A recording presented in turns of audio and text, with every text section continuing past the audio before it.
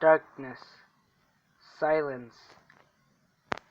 That's all that was ever heard in the swamps below. Slight ripples in the swampy lands, trees rustling in the breeze. A 50-foot depth of swampy waters, and yet no one found her. No one ever did. Despite how she was loved by many, no one dared find her. She had been long since dead, but somewhere, somehow, part of her still remained. Though she was lost, she couldn't contact anyone, she felt abandoned. At the bottom of the 50-foot murky abyss from the murky swamp surface lay a rusted, metalled figure. A figure of steel that was once a seething, breathing engine, but was now no more than a shell of her former self. Rustings coming out of her tall funnel, from her large wheels, and from her cab. But one patch of rust never got to somewhere. Rust never reached her nameplates, as if to distinguish herself from others. Her name was Sea-Laith. Sea-Laith could only stare. She had been long since dead, and now here she was, looking at her corpse. But the thing was it all. It went too quick. It happened too fast. And her crew had no time to escape. The murky abyss held her down, and she has tried to reach peace, but has never gone there. She had remembered in the glory days when she was a fully working steam locomotive, working for a railway, working with a companion, working with her only sister. The railway that she worked on was known as the Roxton and Wellington Railway, that ran from the town of Roxton to town of Wellington. It was mostly a slate and mountain railway with passengers and freight trains in between. Sea-Laith was the only engine on the railway, other than her sister, Sacred Ocean. Their design was impractical and unique. They looked like what Skarloey looks like, but standard gauge versions, with tall funnels and large wheels. Sea-Laith was painted in a beautiful galaxy blue livery with red stripes. Sacred Ocean was painted in a more aquamarine paint scheme with silver stripes. The sisters had no numbers and were only known by their name, but were adored by their managers, who were the most kindest men in the world, and their crews took great care of them. Their lines was to serve the slate mines and the towns of Roxton and Wellington, while making regular passenger runs and freight trains. There were supposed to be more engines, but they could only afford for 2.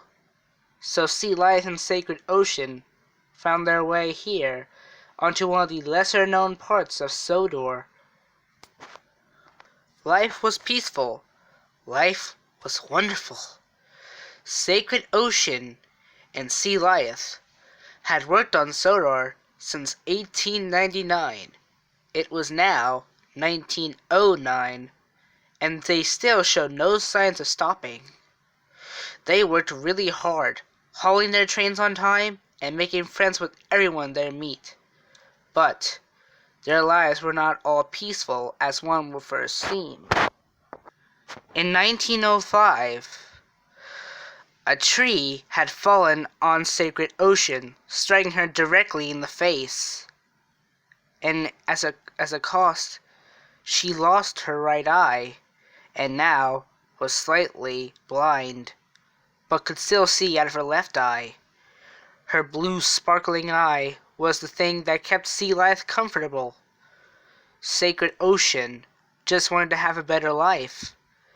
Her older sister wanted this to be accomplished. Ever since that dreadful day in 1905, Sea-Laith protected Sacred Ocean. But was there anything that would have been good for her? Sacred Ocean was a very shy, very kind engine, and was beautiful. Sea-Laith was pretty much the same, though more outgoing, but still very calm in situations. It seemed that the only thing that Sea-Laith ever cared about was her own sister, and how she wanted her sister to be normal again. But she knew it would never happen. Her sister was now slightly blind, and there's nothing that she could do about it. So, she was forced to live with the fact that Sacred Ocean would never be the same again. After that, the sisters were more careful around trees. In fact, after the whole incident, the managers told Sacred Ocean that she would be no longer working on that route, in fears of hurting her once again. And so, it gave Sea-Laith more work to do for Sacred Ocean. Sea-Laith's normal job was just to pull the passenger and freight trains, but now she had to haul the Slate trains too, and in that region the trees were. Sacred Ocean never had any fears of trees, but she was quite skeptical whenever working around them, as if one may fall on top of her again, one that may do more damage than the first one did. Sea-Laith vowed that would never happen.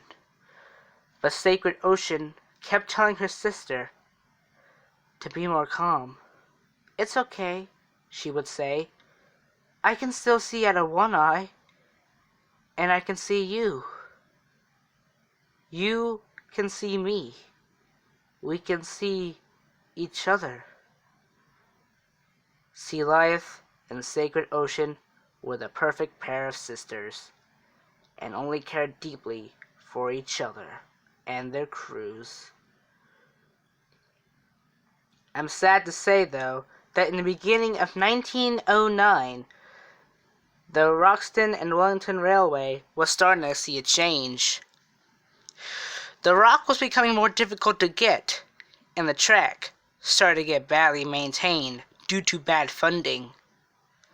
The managers worked hard, but many of the people didn't think the railway was suitable anymore. This gave more work for Sea-Laith, as Sacred Ocean was considered too dangerous to be let out on the Slate lines, and was looked solely for passenger trains. That's where she found comfortable.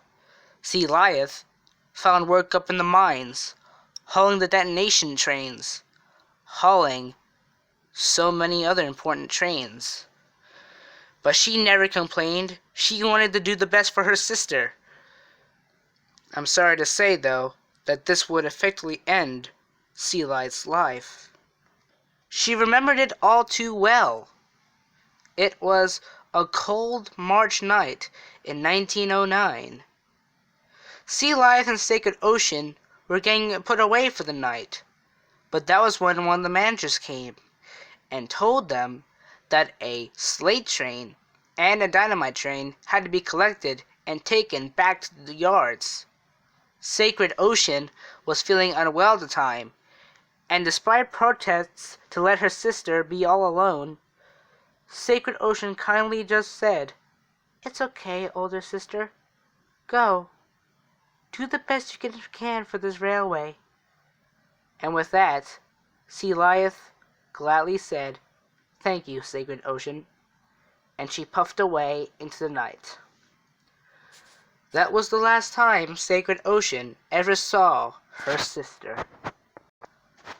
The line leading up to the quarry was very steep, but Sea-Laith and Sacred Ocean were built to tackle these grades, and she found it no problem getting over it. A few towns passed, and soon she approached the Great Slate Bridge. The Great Slate Bridge was a small but very high bridge with a 200-foot drop to the murky abyss. Sea-Laith never had fears of this bridge, but as she passed over it, she heard creaking sounds below it, and knew that it was badly maintained. But it was said to be unbreakable, that it would serve any purpose for any engine. And with that, Sea-Laith and her crew puffed off the bridge and into the quarry area. That was the last time they would ever get to the quarry area. Sea-Laith marshaled her train together. It consisted of 6 mining trucks full of iron ore and a brake van. But what was most dangerous on that train were 2 vans loaded with dynamite. One single touch and this movement, and they would explode. Sea-Laith had taken trains hundreds of times, but still had caution. "Will we get home safely?" she said to her driver. "I don't know, old girl, but we'll try," he replied. "Do it for Sacred Ocean," said her fireman. And with that, Sea-Laith buffered up to her train, blew her whistle, and set off into the night with her train. She was pushing her train, rather than pulling it forwards. It was not uncommon for either her or Sacred Ocean in her early years before the incident with the tree to push their trains off the bridge. But on this night, things would become much different. As she puffed along, she would hear the clattering of wheels, and would blow her whistle a couple of times to let people know she was coming. But when the incline came to the bridge, no one expected what would happen next. Sea-Laith got off the switch and began to push her train across the Great Slate Bridge. It creaked and groaned, but she had no troubles, unless the halfway point. Just as the brake van was just about to get across the bridge, it bumped and derailed. This caused a sudden jerk in the 2 vans full of dynamite, which caused them to explode. This blew a huge hole in the bridge, and whatever left of it collapsed, taking Sea-Laith and her crew and the guard and the rest of the train down into the murky abyss below. Several explosions followed, and a blast from Sea-Laith's whistle one final time. That was all she was able to do. She was dead before she even hit the swamps. But her crew was forced to yell for help, screaming into the night, begging for someone to save them. Her spirit had to watch in horror as then, one by one, her crew and the guard died. And then silence fell. The brake van, the cars, the vans, they were all into smithereens with fire between them. In the morning, Sacred Ocean was the one who had to take the train to repair the bridge, and she knew what had happened to her sister. But she didn't cry. It wasn't brave enough. It wasn't brave enough to cry. She had to pull through it. She wanted to show that she was brave for her sister, who was now dead.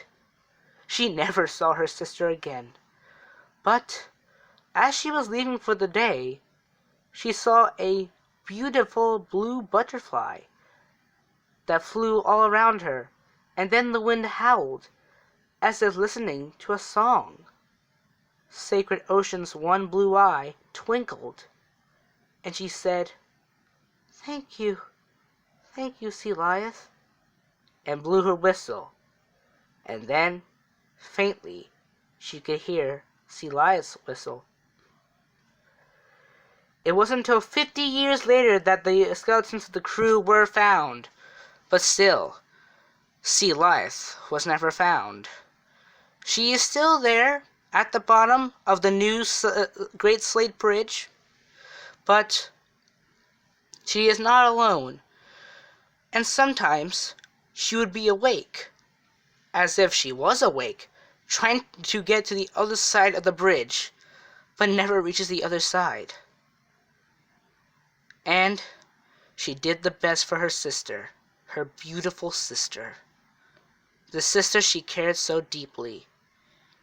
Sacred Ocean would journey onto the new bridge, and would say to herself, Sea-Laith, I love you. I miss you. Thank you, sister, for helping me through. And then Sea-Laith just smiled and chuckled to herself as her spirit faded and Sacred Ocean puffed away to the night. And I guess you're all wondering, what ever happened to Sacred Ocean? Well, I'm glad to say that she was never abandoned, never scrapped. She was taken to the Ulstead Railway, but now works as a shunting engine at Wellsworth. Edward knows of Sacred Ocean's story and takes great care of her, as her sister would once do. But not a single day goes by without Sacred Ocean thinks of her sister. Sea-Laith is now all alone, with only her spirit of her crew, and even though she has tried to reach out, no one goes near her. They are too scared of either speaking out to her. But the narrator of this story is me. I promise I won't hurt anyone. Please, I just want help. I just want people to find my sister for me. Sacred Ocean, I love you. Please, I will see you soon, sister.